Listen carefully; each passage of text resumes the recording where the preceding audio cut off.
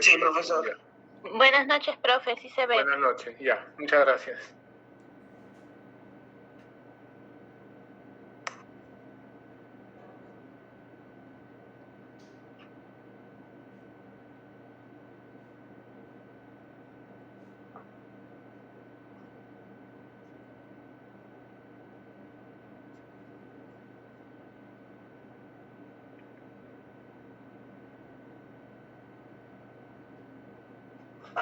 Bueno, hoy, en primer lugar, buenas noches, amigos. Hoy vamos a desarrollar un tema que de alguna manera ya lo hemos visto antes, pero de manera muy somera, muy de pasada. Ahora vamos a tocar el texto del documento diplomático y las partes que lo componen. Con algunos ejemplos también. Quería saber si ustedes creen que es necesario conversar, no hoy, de repente mañana, la próxima clase, y sobre los aspectos de paleografía que les envié. Me parece que les ha quedado claro. O sea, es bastante sencillo, ¿no? Muy elemental.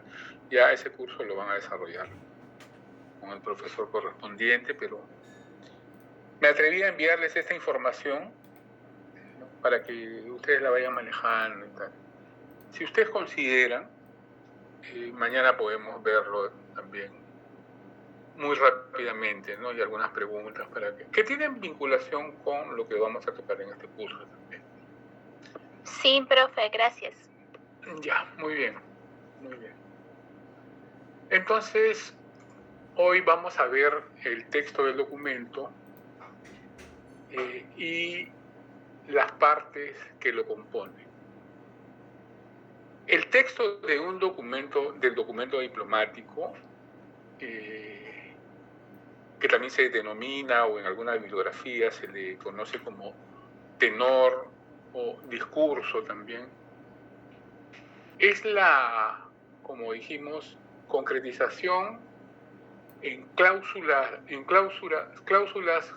jurídico-literarias, ¿no?, de las ideas del pensamiento sobre el particular que se desarrollaron en el proceso de la actio y de la conscripción, ¿no? Es decir, en el proceso de preparación de la acción jurídica y en el proceso de la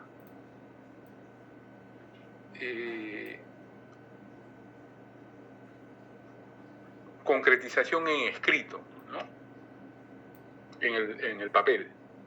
Estas dos partes del proceso es el texto, ¿no? Se han concretado de manera que conforman un perfil jurídico, y dice jurídico literario porque pues es un discurso muy bien ordenado, sintácticamente, ¿no?, que puede ser fácilmente reconocible según la tipología del documento que se quiera ver.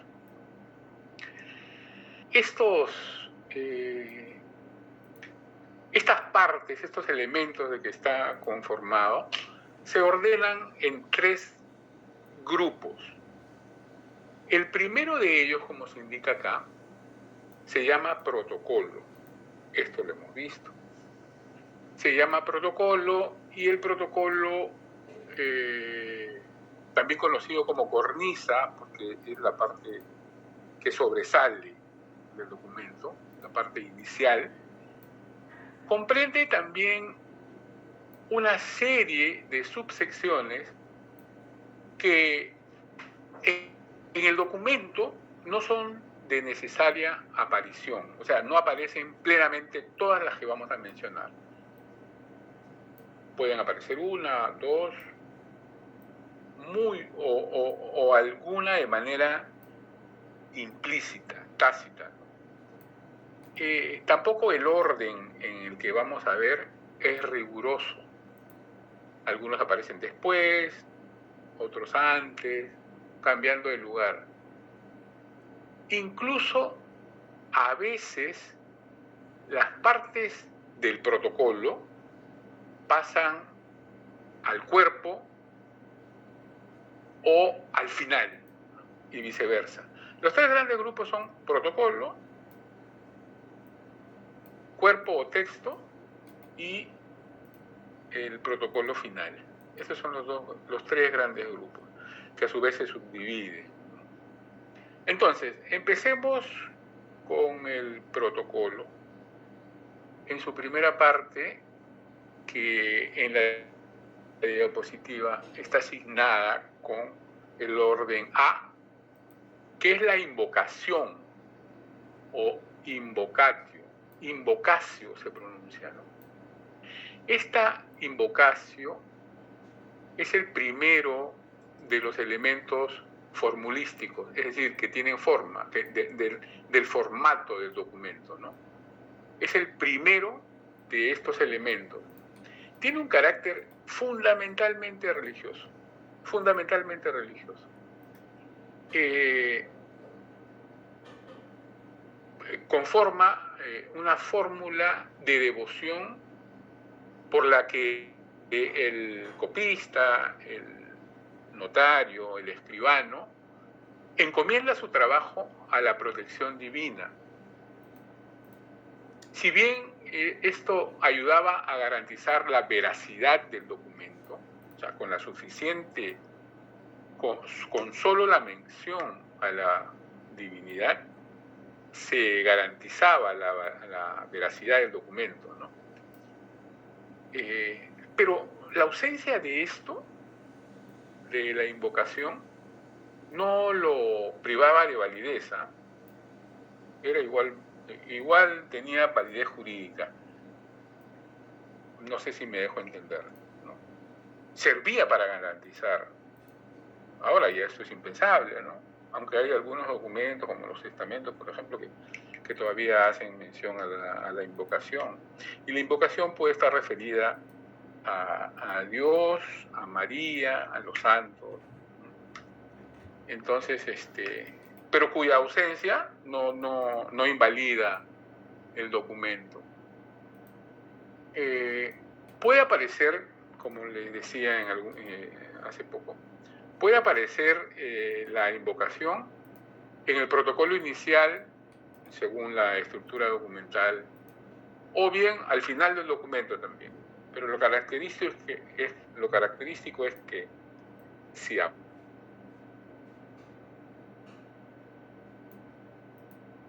que aparezca más adelante, ¿no? Entonces, nosotros ahora desde nuestra perspectiva, y eso es importante para la crítica del documento, para la crítica jurídica del documento, ¿no? Nosotros desde nuestra perspectiva podemos incluso menospreciar este tipo de párrafos, este tipo de elementos, la invocación, por su carácter religioso. Entonces, de repente no le damos cabida en nuestra crítica, ¿no? Pero refleja un aspecto fundamental en el proceso, en la tradición documental, porque nos está reflejando el espíritu de la persona, el espíritu de la sociedad. Tanto así que un párrafo como este puede, como mencionamos, puede garantizar la veracidad del documento, ¿no? Es porque es lo que realmente siente el que redacta, el autor, y por supuesto el que recibe el documento también.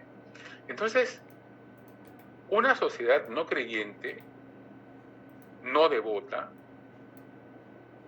difícilmente podría generar este elemento, ¿no? Entonces, por eso es que la diplomática lo considera importante en su análisis. Y esta invocación es tan antigua que los especialistas han rastreado sus bases en una carta de San Pablo, ¿no? el fundamento de este tipo de elementos en la documentación oficial, por lo menos, tiene su base en una carta que escribe San Pablo a los colosenses. Estamos hablando del año 50 o 60 después de Cristo. Y lo cito. Dice San Pablo: todo lo que hacéis, sea de palabra o de hecho, hacedlo todo en el nombre del Señor Jesucristo, dando gracias a Dios y Padre por medio de Él. Estas sencillas palabras, los especialistas, los estudiosos de diplomática, los teóricos de la diplomática, dicen que sientan las bases de la invocación, ¿no? Lo que fue en un principio un acto de reconocimiento y manifestación pública de una confesión religiosa, como lo mencionamos, con el tiempo llegó a considerarse como pues una garantía ineludible, digamos, del cumplimiento de los contratos, ¿no? O sea, lo que empezó como una manifestación de fe, de que yo soy creyente y por esto hago, con el paso del tiempo, sobre todo en la Edad Media, ya pasó a ser parte de garantía de cumplimiento de los contratos, porque si no cumples ese contrato, cuidado, este documento está bajo el auspicio, la protección y la garantía de Dios, o de un santo, o de la Virgen. Entonces, si no se lleva a efecto, si no se cumplen las cláusulas, puedes estar en serio peligro, ¿no? de perdición de tu alma. Así se sentía, así percibía la sociedad este tipo de manifestaciones, ¿no? Entonces, prácticamente se convertía en un juramento, cuya violabilidad suponía pues la infamia, la pérdida de los derechos, ¿no? La falta total, la falta absoluta. Entonces, así las cosas. Pero también dijimos que la invocación puede expresarse de dos formas, básicamente. La monogramática o simbólica, que es simplemente un trazo, y la verbal o explícita, que ya es un discurso corto en algunos casos o abundante en otros. La primera, o sea, la invocación monogramática o simbólica, se expresa mediante un símbolo evocativo a la divinidad, principalmente un crismo o crismón, ¿no? Me parece que esto también lo dije. ¿Y qué es el crismón? Esto aparece desde el primer momento, desde los primeros cristianos, desde la época que en arte se llama paleocristiano, o sea, el cristianismo antiguo, ¿no? De los primeros, de los padres de la iglesia. Esto aparece, este símbolo, lo vamos a ver más adelante, este símbolo aparece en las catacumbas, es una especie de código de reconocimiento entre los creyentes de esta, entre comillas, secta recientemente creada, ¿no? Y que luego va a ser la Iglesia Universal. Bueno, se aparece en esa época hasta la documentación notarial del siglo XX. Lo que pasa es que muchas veces se ha perdido el rastro, pero esto viene desde antiguo. Incluso los notarios del siglo XIX hacen el crismón, muchos de ellos quizás sin saber de qué se trata. Entonces, la invocación simbólica, como les digo, es la más antigua y viene de ser parte de un dibujo sencillo de la cruz, o por el contrario, ¿no? Todo un signo mayor, lleno de complejidad y arte, además. A esto se le llama crismón, que simboliza el nombre de Cristo. El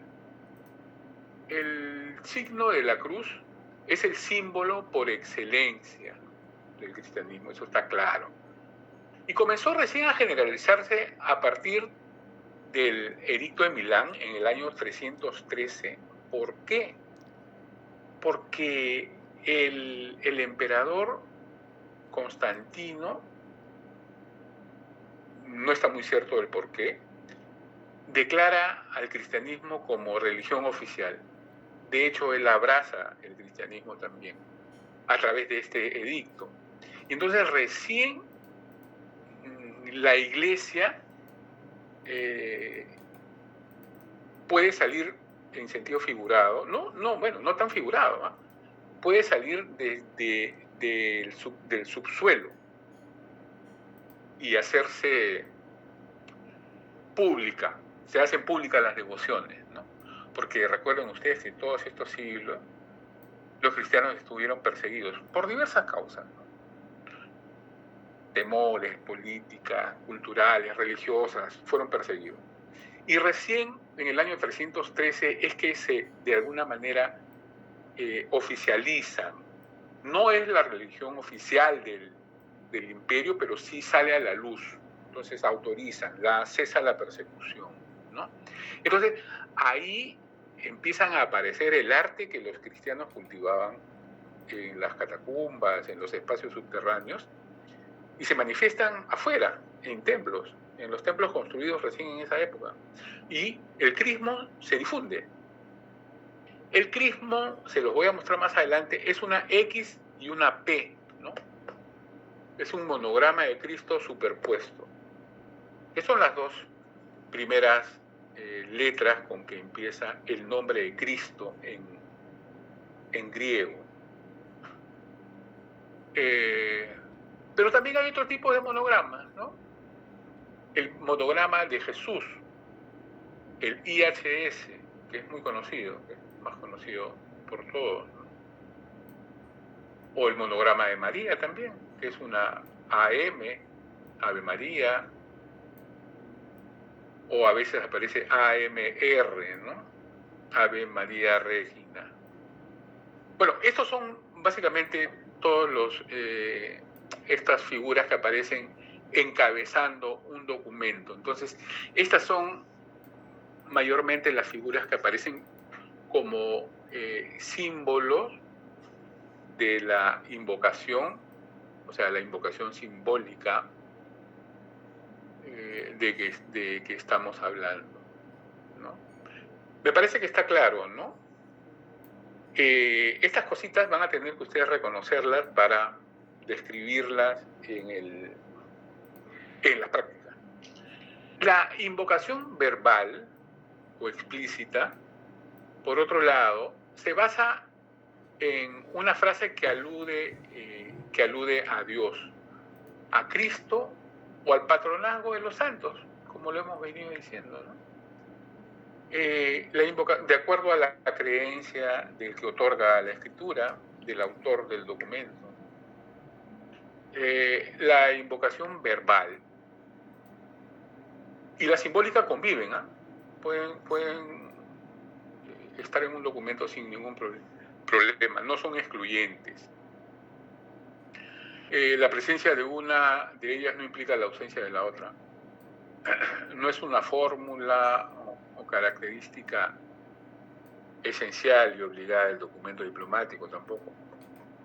Por lo que queda supeditada a la voluntad y a la costumbre también, ¿no?, de la época.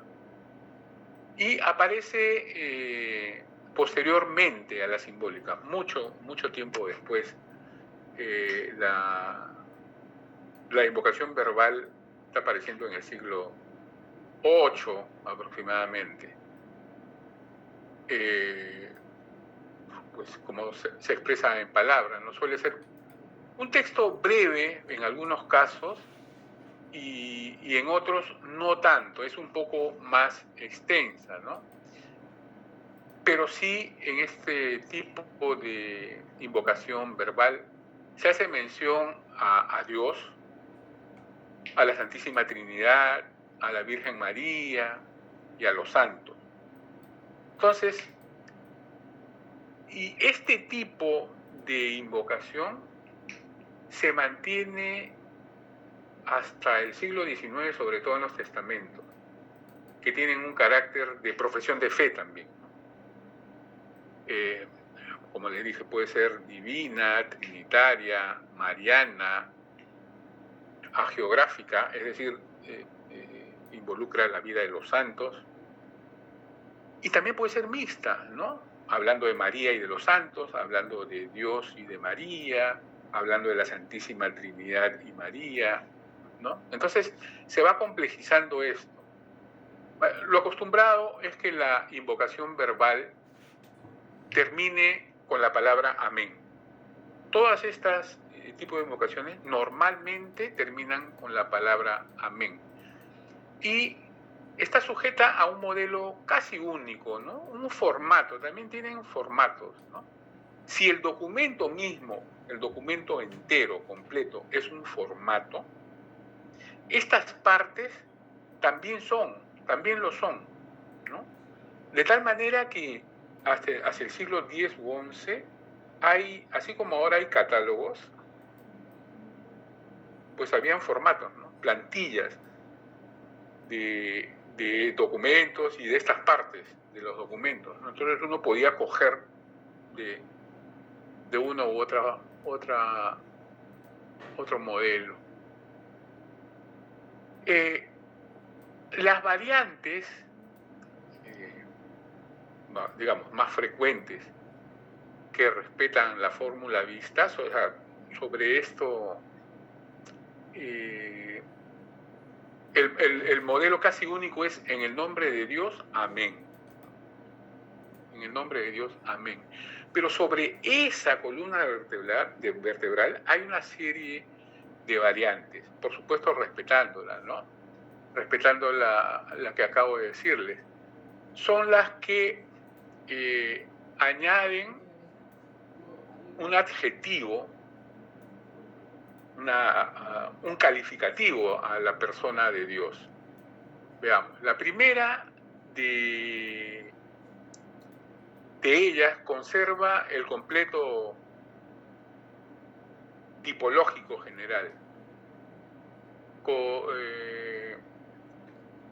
haciendo una intercalación y quedando de la siguiente manera, ¿no? Dice: en el nombre de Dios nuestro Señor, amén. Luego podemos tener otra variante que dice: en el nombre de nuestro Señor, amén. ¿No? O sea, varían de alguna manera, poco sustancial, pero varían. Luego también tenemos en el nombre de Dios Todopoderoso, o sea, son calificativos, ¿no? En el nombre de Dios Todopoderoso, amén.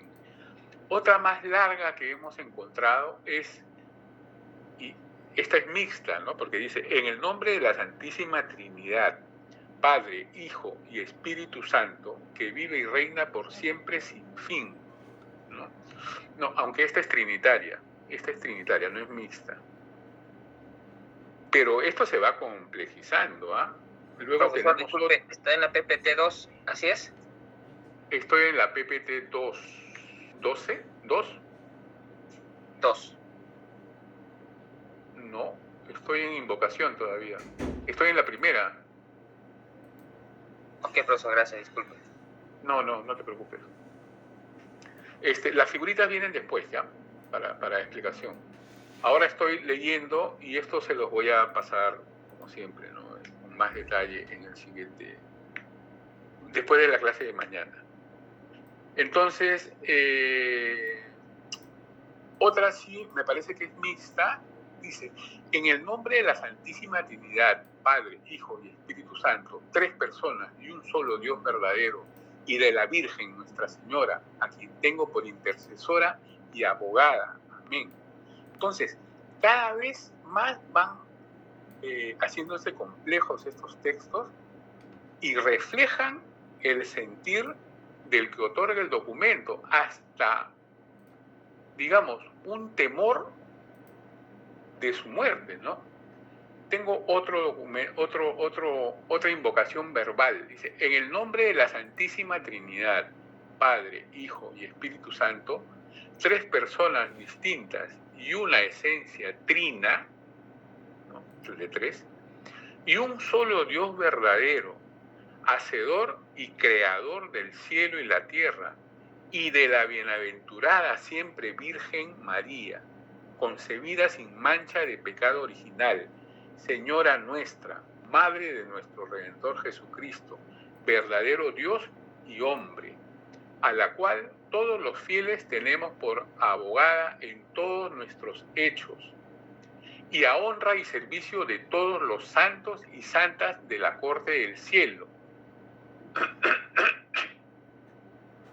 considerando que es estatuto y derecho natural y decreto y ley inviolable que toda criatura ha de morir, y aunque no sabemos el cuándo ni la hora, misterio reservado para Dios, por lo cual en su divina ley nos avisa y manda que estemos apercibidos, o sea, preparados, para cuando su divina majestad nos hubiere de llamar, y porque como cristianos tenemos por fe que habernos de resucitar en el día del juicio en nuestra misma carne, y juzgados en el estado que a cada uno hallare la muerte, y no sabemos cuándo nos llamarán a dar estrecha cuenta de nuestras culpas. Y así el cristiano debe estar prevenido a hacer lo que le conviniere para descargo de su conciencia, como mejor el Espíritu Santo le alumbre, y deseando llegar a la presencia de nuestro Señor. Por tanto, y continúa el documento, ya entrando en materia, ¿no? Miren qué extenso esta invocación verbal, pero claramente está reflejando el sentir, la confesión religiosa y el temor de Dios, ¿no? Entonces, un documento así nos indica que este señor va a cumplir su palabra de todas maneras, ¿no? Entonces, digamos, esto es lo más tenso que podemos encontrar en una invocación verbal. Tengo un testamento que se los voy a presentar en el momento de las imágenes, donde se va a graficar varias de estas partes. ¿Ya? Es un testamento de una señora que se llama Rosa Catalina Vázquez de Velasco. Esta señora deja sus bienes para la fundación de una casa de ejercicios espirituales. Entonces, en su testamento dice esto, pero lo que es realmente rico es cómo va desarrollando esta primera parte del documento y otras más. Eso lo vamos a ver después. En el punto B, ¿tienen alguna pregunta? ¿Algún comentario? Si no es así, entonces seguimos. Entonces, la segunda parte del protocolo, a ver, antes quiero decirles, o repetirles que esta invocación puede un momento no aparecer, no aparecer. Y no le quita ni resta nada al documento, a pesar de ser un elemento muy importante para el diplomatista, para quien analiza críticamente el documento, porque da mucha información del momento, de la época, de la formación, del credo del autor del documento y de quien lo recibe. Pues no le mueve la ceja al documento, ¿no? Al hecho jurídico propiamente dicho. ¿Ya? Entonces puede aparecer o no. Entonces, ahora sí hablemos de la intitulatio o intitulación, que es, como ya sabemos, el nombre, el título, la condición, en suma, de la persona de quien emana el documento, quien genera el documento, ¿no? Normalmente, si aparece, va después de la invocación, ¿no? Por eso lo hemos puesto en este orden. Pero puede aparecer después, ¿eh? O de manera tácita, como lo vamos a ver.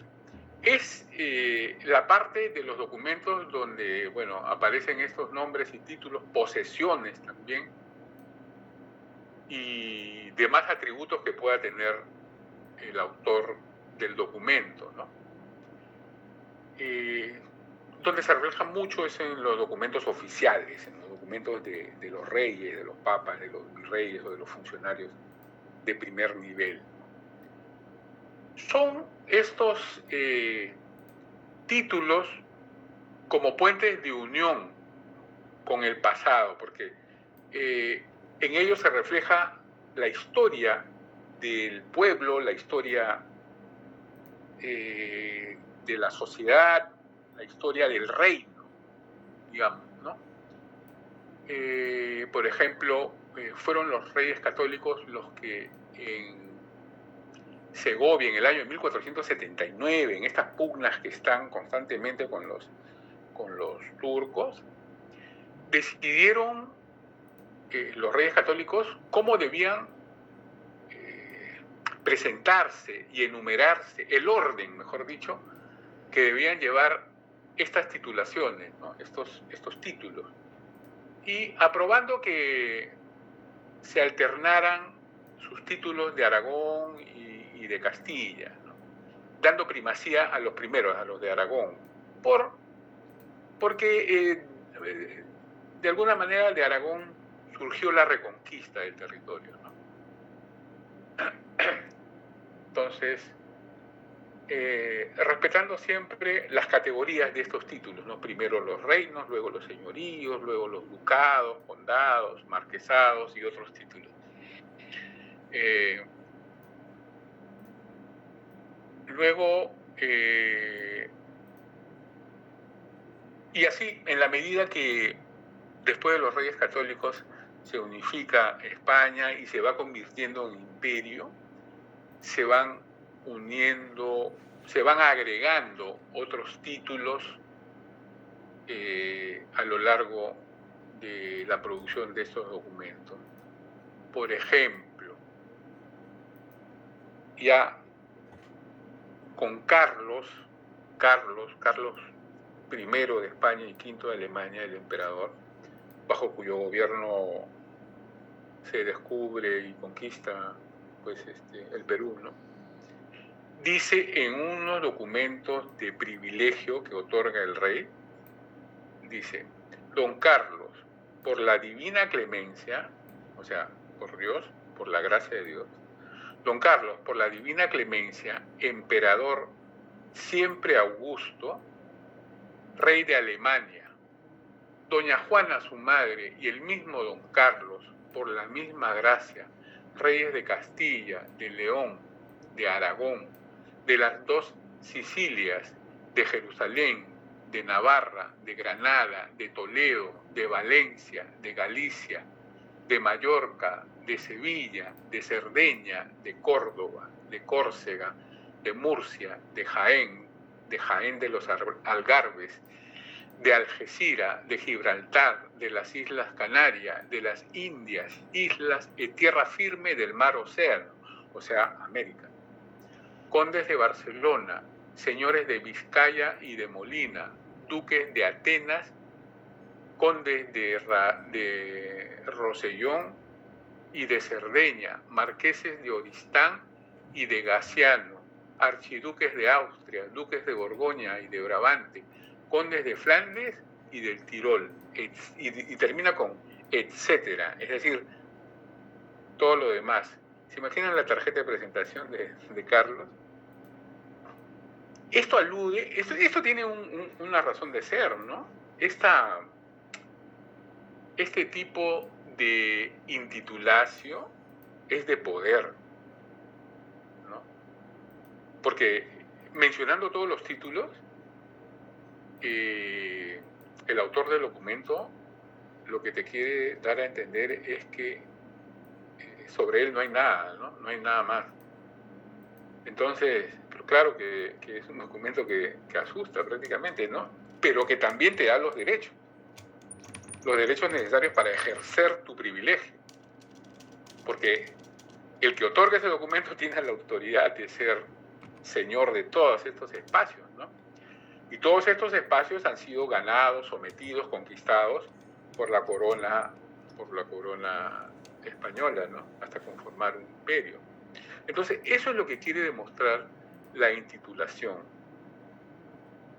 Puede ser de legitimación, como en este caso, y de dominio además, pero también puede ser de humildad, ¿no? Esto está restringido solo a... Yo lo he visto solo en documentos eclesiásticos. Cuando la autoridad se dirige a su grey, dice, el Papa dice,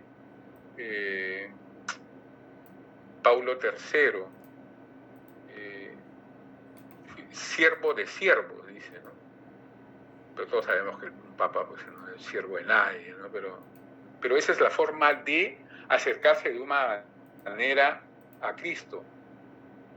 Decir que Él es, como Cristo, siervo de los siervos. Está ahí puesto como sucesor de Pedro, pero sigue siendo un siervo de los pastores, ¿no?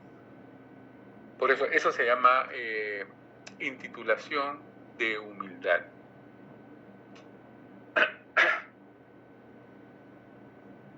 ¿Preguntas sobre esto? Continuamos entonces.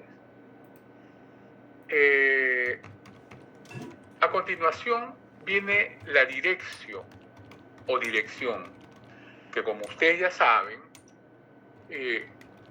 encierra los nombres y, si fuera el caso, los títulos y condición de la persona o grupo de personas a quien va dirigido el documento, ¿no? Expresa de alguna manera las cualidades del destinatario. Y está presente en todos los documentos, ¿no? Así como la intitulación, la dirección está presente en todos los documentos. En este caso, puede estar implícito o explícito. Puede mencionarse el nombre directo o simplemente de manera tácita, implícita, ¿no? A una población, a una ciudad, por ejemplo, a una abadía o a los miembros del clero de tal ciudad. No hay una dirección individual, ¿no? Sino es una dirección de grupo y de manera implícita. Pues puede indicarse también el nombre de las personas a las que va dirigida, ¿no? Que en este caso es el destinatario. Puede ser un individuo o un grupo de personas. Ya en la documentación de la Edad Moderna, o sea, a partir del siglo XVI, es muy habitual encontrar el término "sepan todos cuantos esta carta vieren", ¿no? Esta es una dirección colectiva, porque está dirigida a todos los que ven esa carta, ¿no? Es fácilmente reconocible en este caso. ¿Algún comentario? ¿Alguna pregunta? Si no, pasamos ya al saludo, a la salutación. Esta parte del protocolo se usa básicamente de forma epistolar, ¿no? Para las cartas que dirige la autoridad a sus súbditos o entre un individuo y otro. Digamos, para ese tipo de documentación.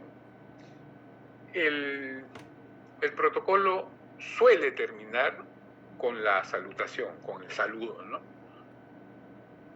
sobre todo en la época moderna y hasta el presente, hasta el 19.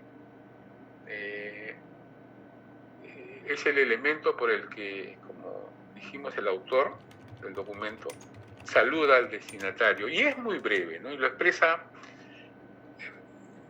básicamente le expresa sus buenos deseos, ¿no? Salud y gracia, te saludo, salud, y no, es muy breve, pero es la bisagra que articula el protocolo inicial con el cuerpo del texto, ¿no? Ahora, ¿cuál es el valor crítico del protocolo? ¿Por qué decimos que es de interés para la crítica histórica y para la diplomática? 10 puntos al que me responde esto. No, mentira. No paga el chifa final. ¿Por qué es importante el protocolo? Lo hemos mencionado en algún momento. Me pregunto y yo mismo me respondo. Tiene un valor crítico importante porque, como vimos, refleja el carácter, la formación, las características de la sociedad que ha escrito este documento. Simplemente con la invocación nos da de un plumazo el perfil de la confesión de fe, no solo de un individuo, sino de todo un colectivo, podría ser. La intitulación, de todas maneras, nos da información riquísima acerca de las calidades del autor y del que recibe, en el caso de la dirección, ¿no? Nos da cuenta de la solemnidad y de la importancia del documento. Básicamente por eso, ¿no? Este es el valor, este es el interés de la crítica histórica. Da referencias sobre un documento que no contenga la intitulatio que les acabo de leer de Carlos, y hecha en la época de Carlos, o sea, durante el segundo tercio del siglo XVI, va a ser dudosa, ¿no?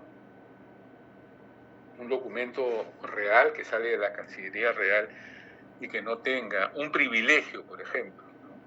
Que no tenga esa intitulación, va a ser muy dudoso. Su análisis va a crear mucha suspicacia, porque es el lenguaje de la época, ¿no es cierto?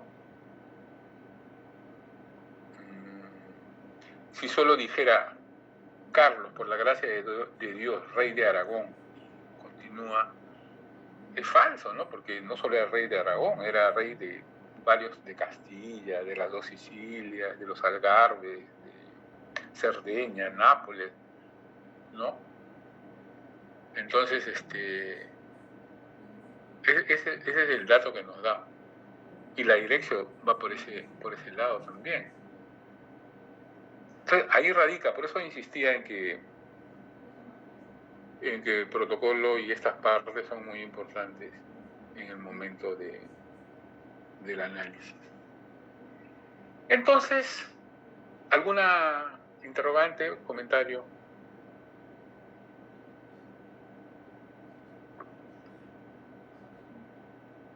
Bueno, entonces continuamos. Ojalá que no se me duerma.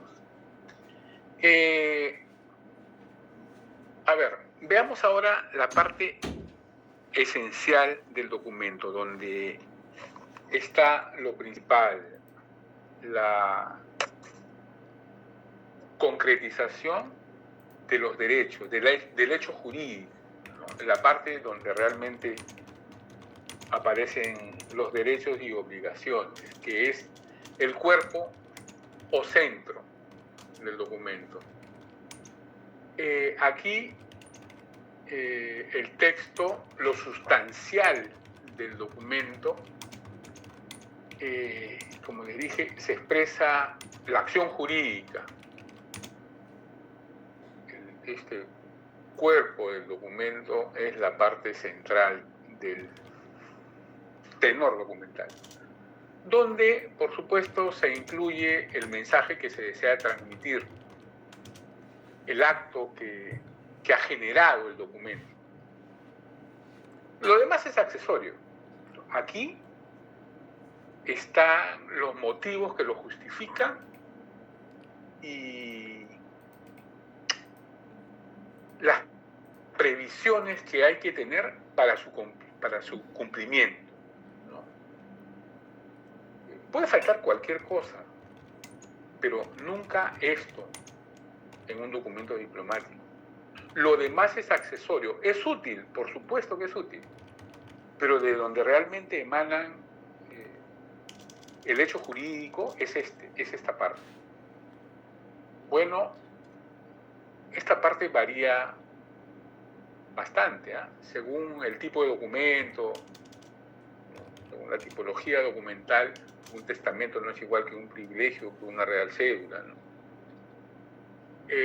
También varía de acuerdo al grado de solemnidad. Esto es fácilmente notable o notorio en los formularios, en los formatos. Y fundamentalmente se compone de los siguientes puntos. No necesariamente van a aparecer todos y no necesariamente en este orden, al igual que en el protocolo. Entonces, aquí en el cuerpo hay una primera sección que se llama preámbulo. El preámbulo. ¿Qué es esto? También se le conoce como exordio, como prólogo, proemio, como arenga. Aquí se manifiestan consideraciones generales, fundamentadas, que son citas de la Sagrada Escritura, dichos de sabios, de autoridades antiguas, proverbios, lo que dijeron juristas anteriores, citas clásicas, ¿no? No es necesario, pero al igual que la invocación, reflejan el perfil y, sobre todo, la formación del autor del documento. Y del que lo redacta también, porque puede sugerir, ¿no? Pero no tiene nada. Si la invocación verbal puede suprimirla y no pasa nada, el preámbulo también. Son frases muy generales que no tienen vinculación con lo que sigue, pero que sí demuestra la virtuosidad, el academicismo del autor del documento, ¿no?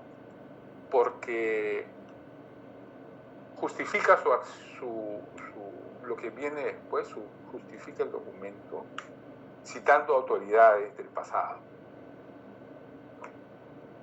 La Biblia es una autoridad. Filósofos griegos, juristas romanos, ¿no? Estas son el tipo de citas, pero que no, en realidad son innecesarias. Pero uno lee y dice, wow, este tipo, qué bien formado está, ¿no?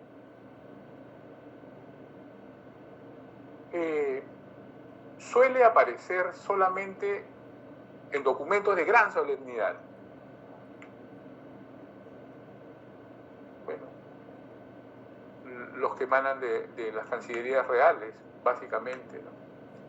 Son consideraciones, como les dije, generales que no tienen conexión directa o conexión inmediata con el contenido del documento, ¿no? Y están redactados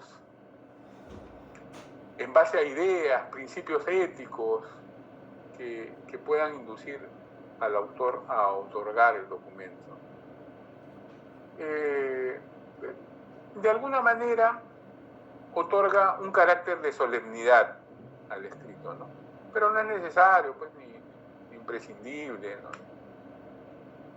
Ni necesariamente ir tras del protocolo obligatoriamente. En algunas ocasiones ocupa lugares distintos.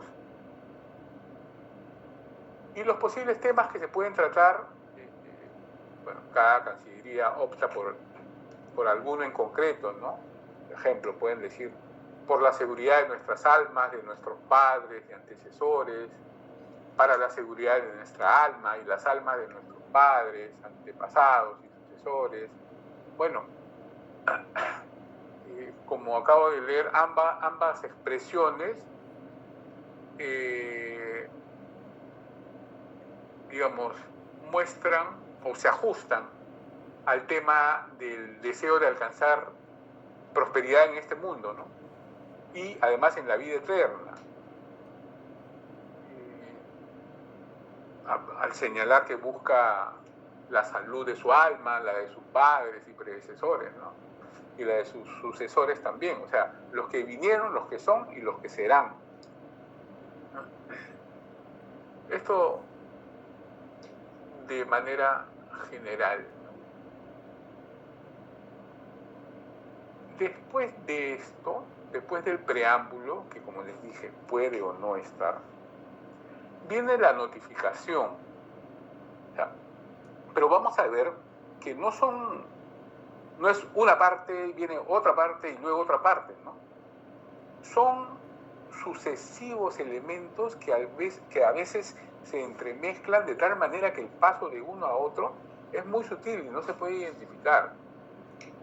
Por ejemplo, en el caso de la notificación, ¿a quién se le notifica? Cuando aparece la notificación, ¿a quién se le notifica? O sea, viene a continuación del preámbulo y anuncia el acto jurídico, el hecho jurídico, mediante la llamada de atención o una llamada de atención dirigida a quienes tengan interés o a quienes pueda interesarle el documento, ¿no?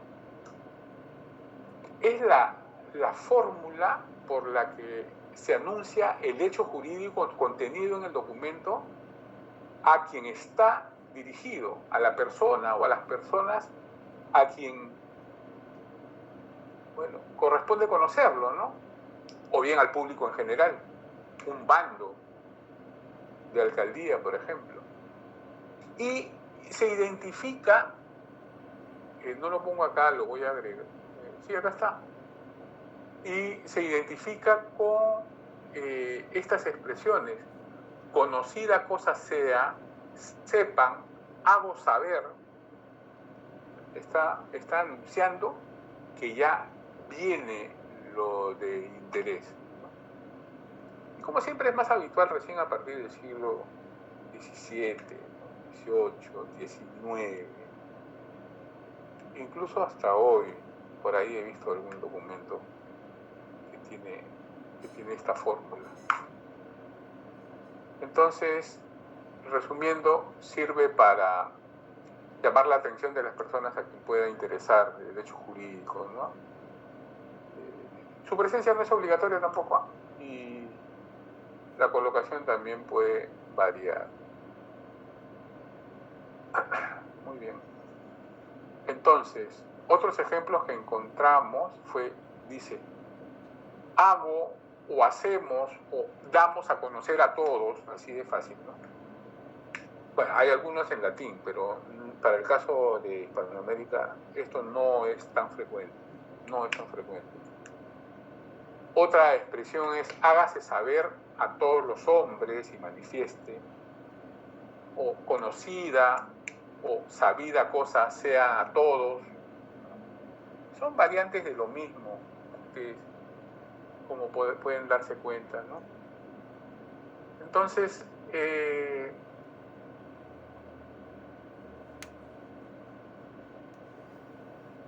me parece que ahora vamos a pasar, bueno, la exposición lo vamos a ver con más detalle en la próxima clase, mañana. Ahora vamos a ver, sí, la próxima clase. Ahora vamos a ver algunos casos, algunos ejemplos de lo que hemos revisado. El punto C y D del cuerpo del documento, o sea, la exposición y la disposición, lo vamos a ver la siguiente clase con ejemplos más didácticos también, más extensos de alguna manera para que reconozcamos con mayor facilidad, ¿no?, que la exposición siempre es en pasado y es la exposición de motivos por los cuales se hizo el documento, ¿no?, el estado de la cuestión. Y la disposición ya es el núcleo, ¿no? ¿Cómo se va a mejorar esa situación? ¿Qué acto jurídico vamos a determinar para mejorar o corregir o modificar esa situación narrada en la exposición? ¿Ya? Pero eso lo vemos mañana. Entonces,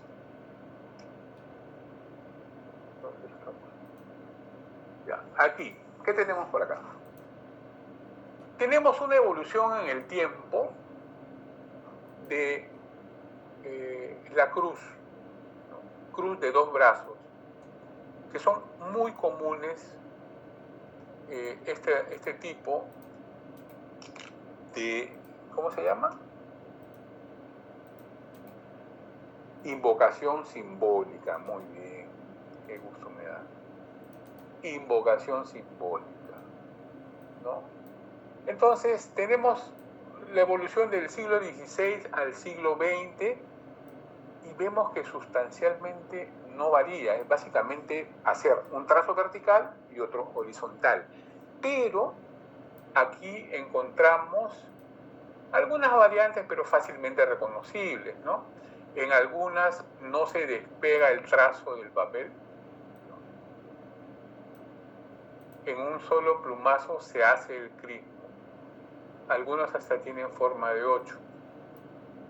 Pero esto es lo que se va a encontrar fundamentalmente. Y ven que en el siglo XIX aún se mantiene, ¿no?, muchos de los vistos anteriormente.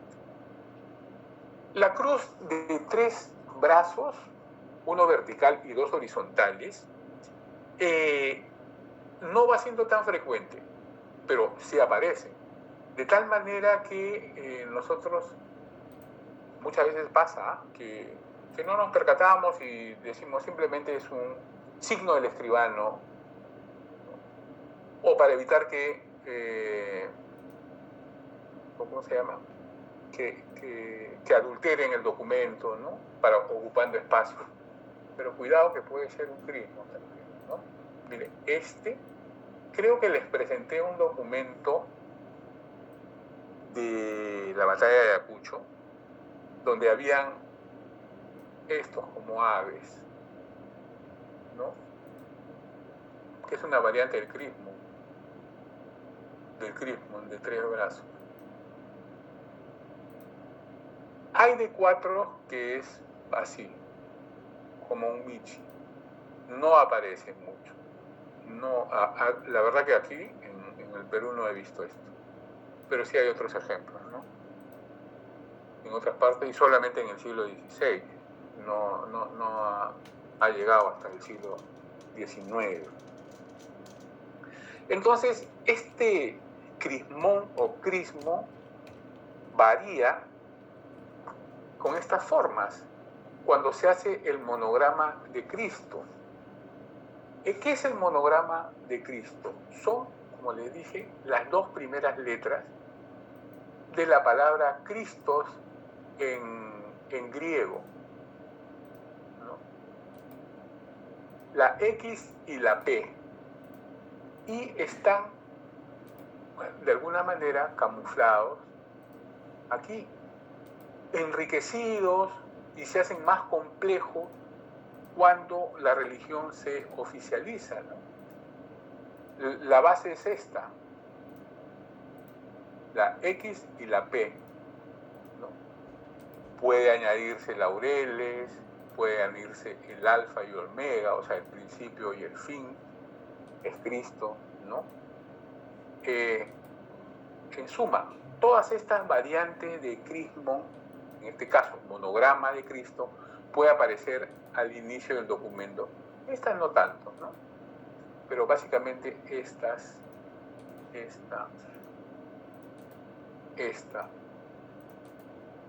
Pero ahí tienen un ejemplo. También, como no, hay expresiones en piedra, en metal de esto, ¿no?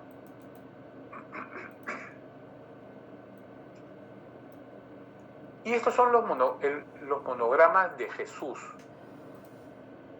Menos frecuente, pero también aparece. Y es, como les dije, las 3 primeras letras del nombre Jesús en griego. ¿Ya? Luego, San Ignacio de Loyola, en el siglo XVI, lo adopta y lo hace de la Compañía de Jesús. Por eso es que muchos piensan que este es un distintivo exclusivo de la Compañía de Jesús. Aquí está. Pero no es así, ¿no? También a veces se ha confundido con las siglas de Jesús Salvador de hombres, ¿no? Jesús Homo Salvatore. Pero no es así. El origen es el nombre de Jesús en griego. Va a parecer muy elaborado o así de sencillo.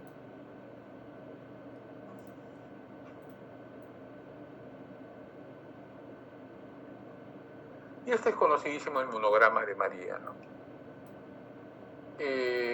Si le agregan, a veces le agregan acá una R, ¿no? Y cuando se agrega una R es reina, ¿no? Reina del cielo. Aparece poco en los documentos, pero en testamentos, cuando aparece ahí en testamento. Y amigos, este es el testamento de la señora Bajes de Velasco, Rosa Catalina Bajes de Velasco. Seguro cuando ustedes, no sé si pueden leer, ¿pueden leerlo? O sea, ¿pueden visualizar las letras? Sí, profe, algo, pero ¿podría acercarlo? Porque del lado derecho abajito hay como una flechita que es para hacer zoom. Ahora mejor, ¿no? Sí, ahora sí. Ya. Entonces, ¿quién se manda a leer?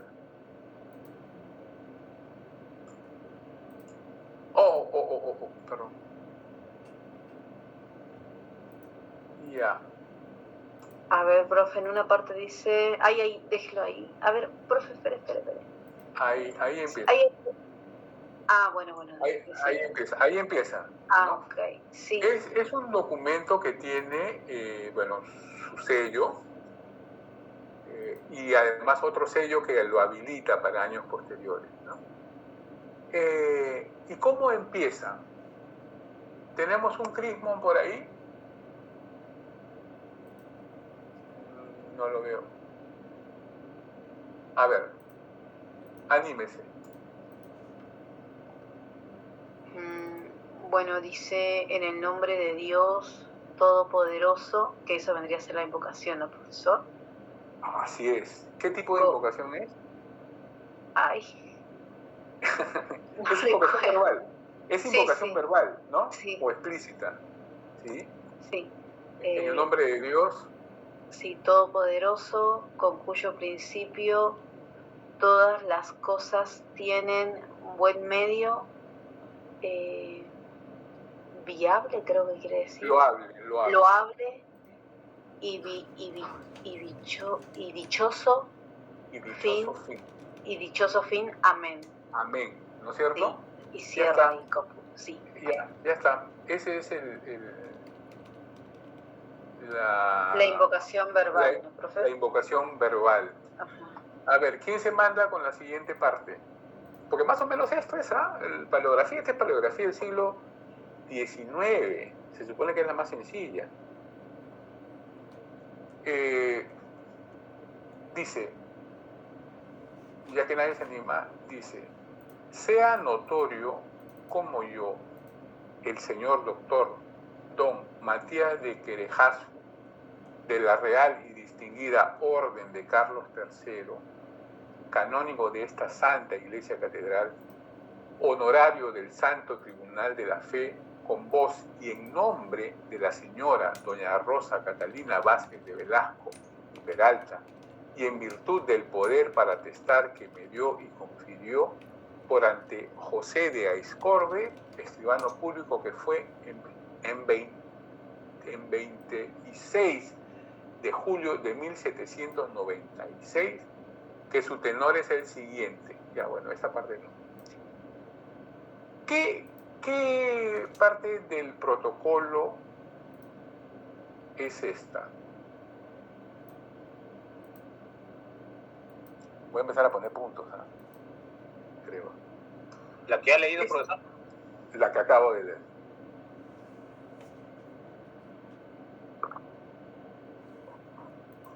Ajá, pensé que me iba a responder. Bueno, es la intitulación, ¿no? Pero es una intitulación bien bacán, porque él está escribiendo, él menciona ahí su nombre, dice, ¿no?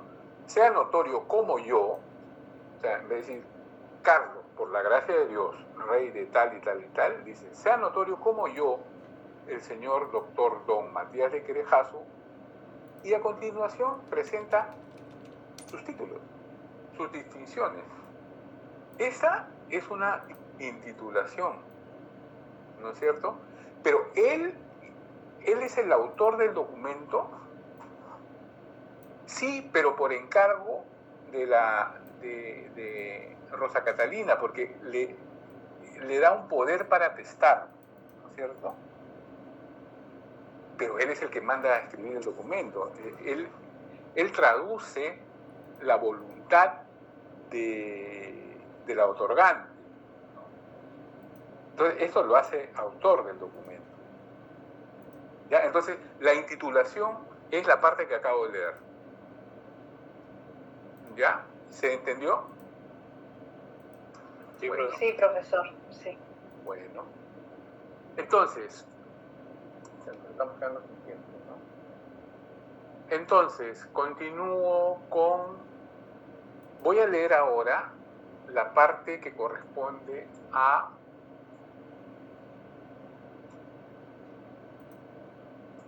al poder para atestar. Dice, en la ciudad de los reyes del Perú,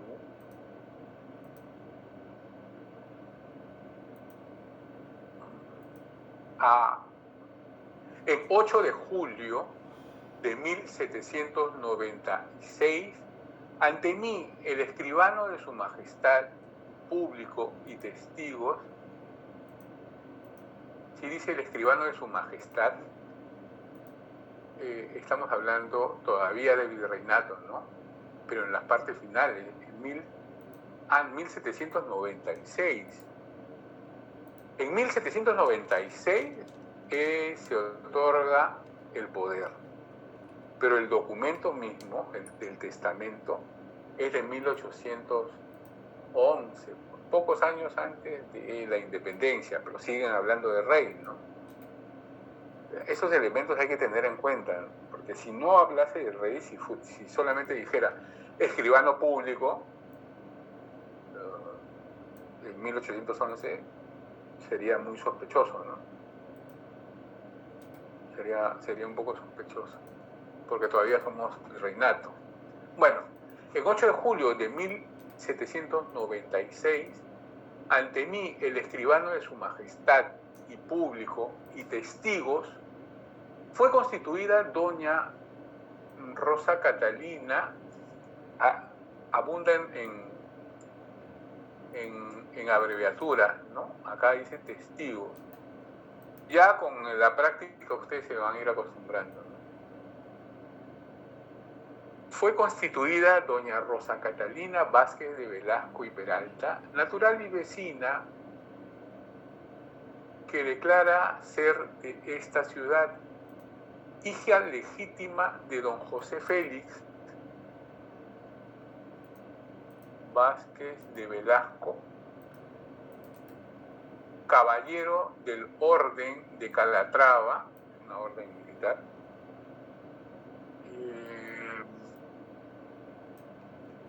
y de doña Mariana Vázquez de Velasco, o sea, se casó con su prima, compadrito, natural y vecina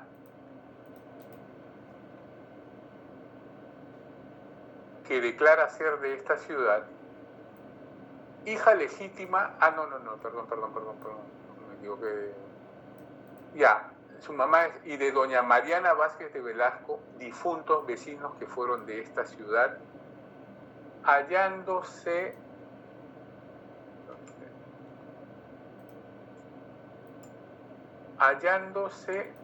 por la divina misericordia, miren, hallándose por la divina misericordia buena y sana, y en su entero y cabal juicio, memoria y entendimiento natural, creyendo y confesando como firmemente cree y confiesa el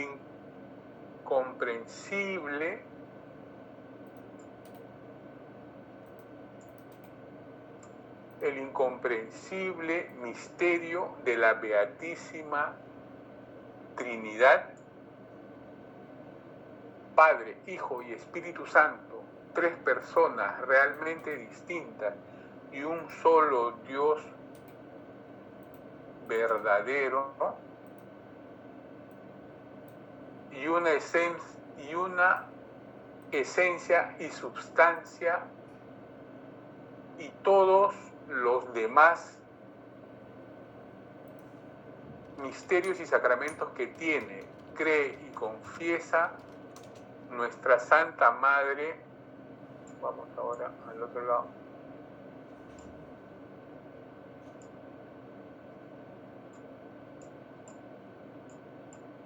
No se me duerma.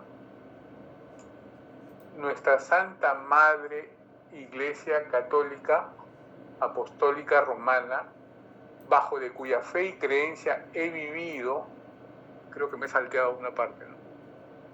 Bueno, y todos los demás misterios y sacramentos que tiene, cree y confiesa nuestra Santa Madre Iglesia. Ven la abreviatura de Santa Madre. Así van a encontrar siempre, de aquí en más, la abreviatura. Nunca van a encontrar desarrolladas las abreviaturas, no Santa Madre, no, sino así. Y entonces, esto van a tener que acostumbrarse ya a ver. Santa Madre Iglesia. Iglesia también la abrevian, pero acá está desarrollada. Santa Madre Iglesia Católica Apostólica Romana, bajo cuya fe y creencia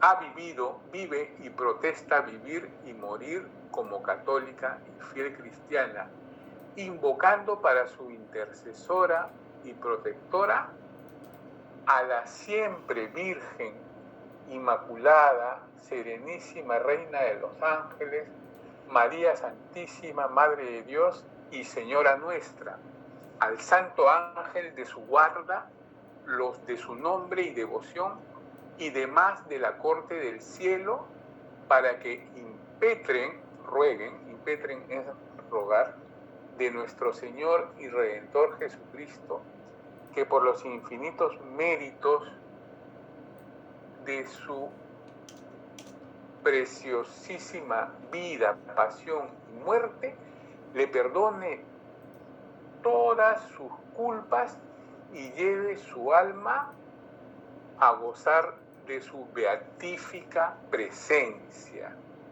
A ver, amigos, esto ya lo hemos leído, ¿no es cierto?, de alguna manera. ¿Alguien puede identificar qué es? Ajá. Esta señora aquí está manifestando su fe, su confesión, ¿no? De alguna manera esto es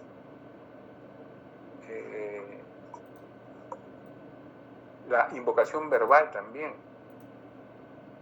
pero está dentro de un documento, porque ella manifiesta en su poder para atestar que le otorga valga la redundancia, este poder al doctor Matías de Esquerejazo. Pero al otorgarle este poder está manifestando su profesión de fe. Entonces, por eso le digo que de alguna manera esta es la invocación para que el documento cumpla sus funciones, ¿no? Está encomendando su alma, su vida, su testamento a toda esta divinidad, a María, a la Santísima Trinidad. Entonces es una invocación mixta, sí, una invocación verbal mixta. Entonces, espero que haya quedado, digamos, más o menos comprendido esto, ¿no? ¿Alguna pregunta? Pasamos entonces a lo siguiente. Esto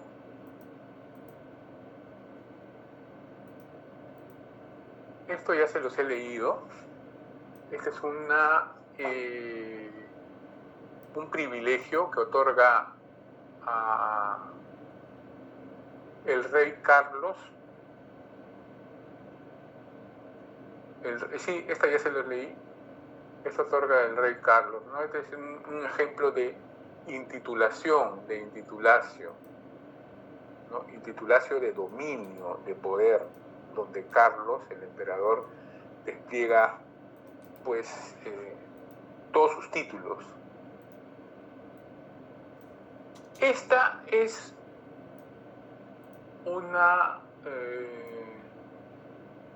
un privilegio donde podemos encontrar varias partes, ¿no? Pero este es de Carlos III, no es de Carlos I. Este señor, don Carlos, por la gracia de Dios, rey de Castilla, de León, de Aragón, de las dos Sicilias, menciona todo, de las Indias Orientales, Occidentales, Mar Océano, archiduque de Austria, menciona exactamente lo mismo porque ha heredado todo de sus antecesores, ¿no? Y este es el símbolo, si ustedes pueden ver, de etcétera. Esto hace las veces de punto aparte, estas dos rayas, porque también los signos varían, ¿no? En muchos casos. Entonces, estas líneas, ¿qué constituyen, queridos amigos? Señor Zavala, ¿qué constituyen estas líneas? Me respondo yo mismo. Corresponden la intitulación, nuevamente, intitulación de poder. Señor Zavala, ¿iba a hablar? No, profe, yo, Natalia, iba a comentar lo mismo. Ah, perdón. ya. Sí. Muy bien, está bien. Entonces, ya que estamos, no apague su micrófono. A continuación dice, a los de nuestro consejo, presidentes y oidores de nuestras audiencias y chancillería, y a todos los chancillerías acá hacen las veces de tribunal de justicia, ¿ya? No es secretaría. La secretaría sería cancillería, pero chancillería es tribunal. Y a todos los corregidores, intendentes, asistentes, gobernadores, alcaldes mayores y ordinarios, y otros jueces, justicias, ministros y personas de estos nuestros reinos y señoríos.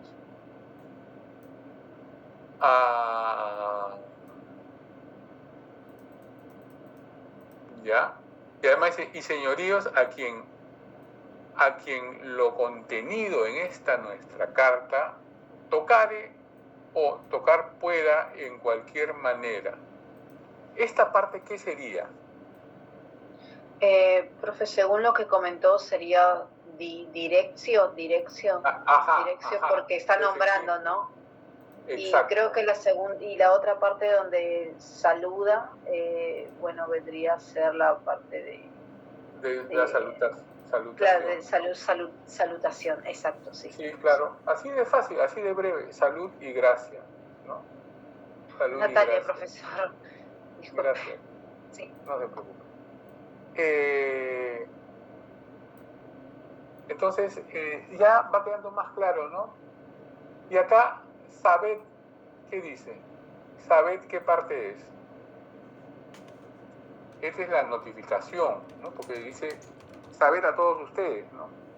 Está introduciendo la bisagra, esta es la bisagra que articula con la exposición, o sea, hasta ahí acaba el protocolo inicial, porque sabed da paso a que por la ley 74, título cuarto, libro segundo de la recopilación, se dispone lo siguiente, y ¡guau! Nos manda, ¿no? ¿Esa qué parte, qué empieza ahí? Ya empieza el cuerpo del documento, ¿no? Y empieza con exposiciones, ¿no es cierto? La exposición de motivos. Y luego va a mencionar más seguro, ¿no? Hasta llegar a la disposición. Pero solamente he querido registrar esta parte. ¿De acuerdo? Entonces, aquí tenemos, digamos, un documento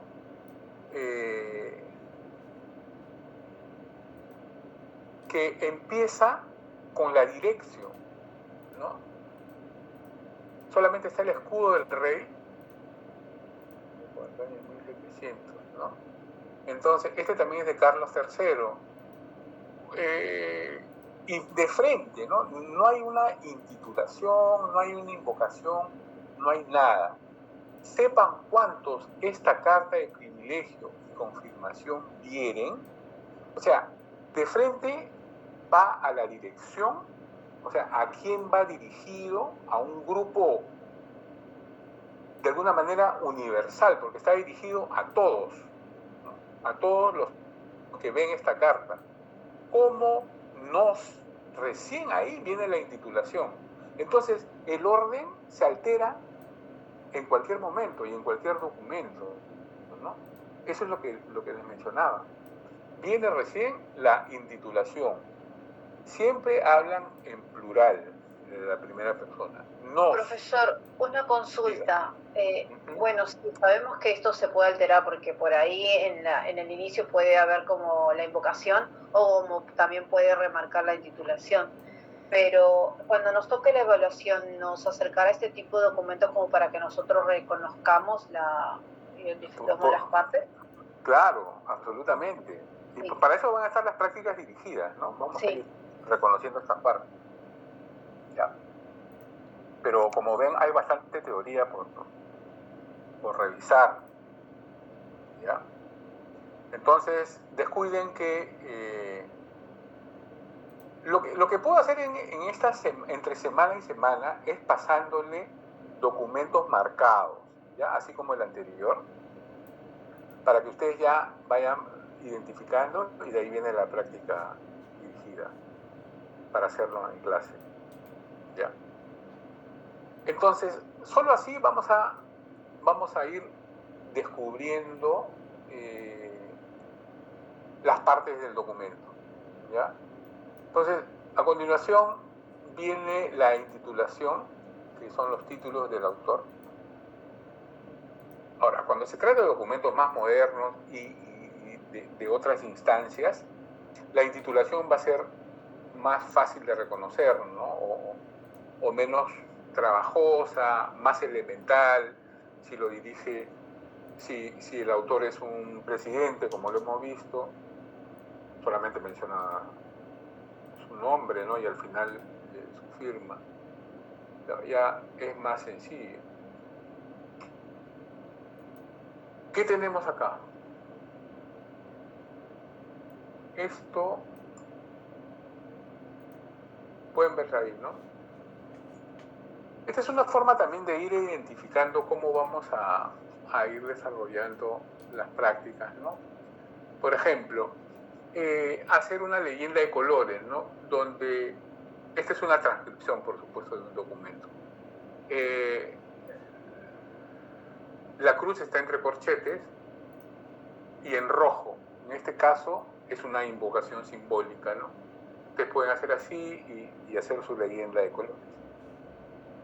En un color verde claro está la intitulación, perdón. Y claro, la intitulación, ¿no? En este caso es la reina Isabel. Ya. Luego, en celeste, la dirección, ¿no? La dirección es al Consejo, Justicia, regidores, caballeros, a quien está dirigido el documento, ¿no?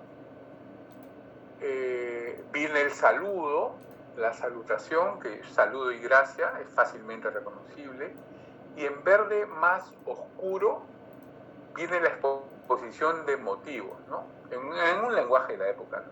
Bien sabes cómo por ciertas mis cartas firmadas de mi nombre y selladas con mi sello, dadas en el tiempo de mi principado, patatí patatá, ya,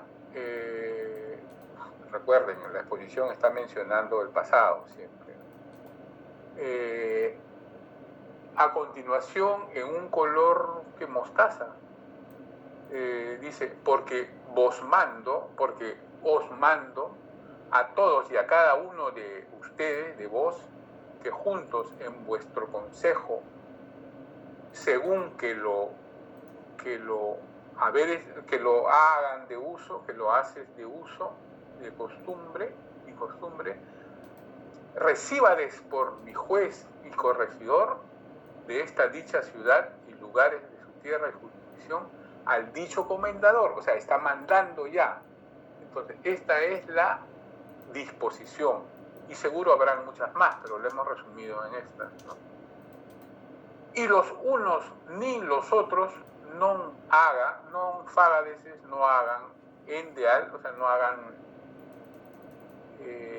nada en contra de ello, de alguna manera, so pena de la mi merced y de privación de los oficios y confiscación de los bienes de los que lo contrario quisieren para mí.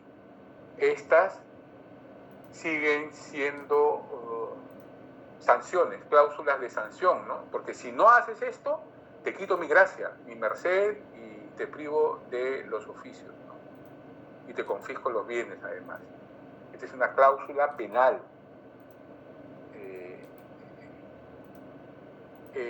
Y continúa acá, ¿no? Y demás mando al hombre que vos, esta mi carta mostrare, vos os emplace que compadezca. Ya, sigue siendo cláusulas de sanción. En un color beige, no sé qué color es este. ¿Qué sería esto? La data, ¿no? Dada en la muy noble y leal ciudad de Segovia, a 2 días de mayo, año del nacimiento de nuestro Señor Jesucristo, de 1475 años, ¿no? Esta es la data crónica y data topológica, topónima, ¿no? Y finalmente viene la validación, que firma yo, la reina, o sea, corroborando y validando, y además firman yo, Alonso de Ávila, secretario de Nuestra Señora, la reina, la hice escribir por su mandato. Entonces viene una rúbrica y un sello. Esto, en líneas generales, es un modelo de cómo podríamos hacer la distinción de las partes del documento cuando nos corresponda, ¿no es cierto? Bueno, amigos, creo que acá terminamos la clase. Pasamos ahora a la lista, ¿no? La asistencia. ¿Alguna pregunta?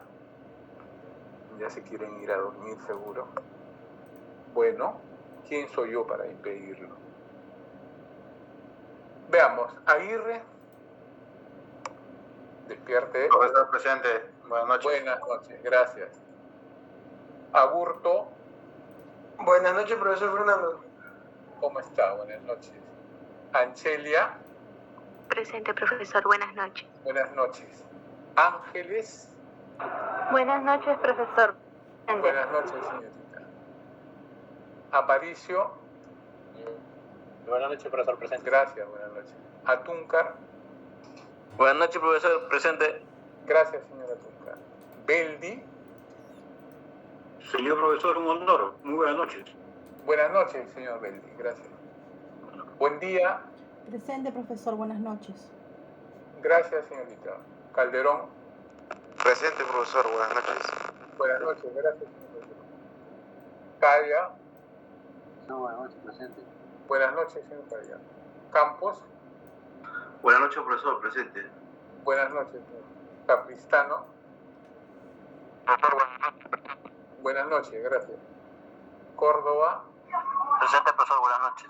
Buenas noches. Espino Salazar. Buenas noches, profesor presente. Buenas noches, señorita. Gutiérrez. Buenas noches, profesor. Presente. Gracias, buenas noches. Guamán. Buenas noches, profesor presente.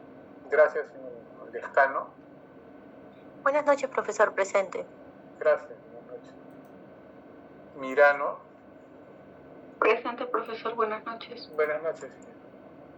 Muñoz. Presente, profesor. Buenas noches. Gracias, buenas noches. Obando. Buenas noches, profesor presente. Señor Obando, gracias. Pajuelo.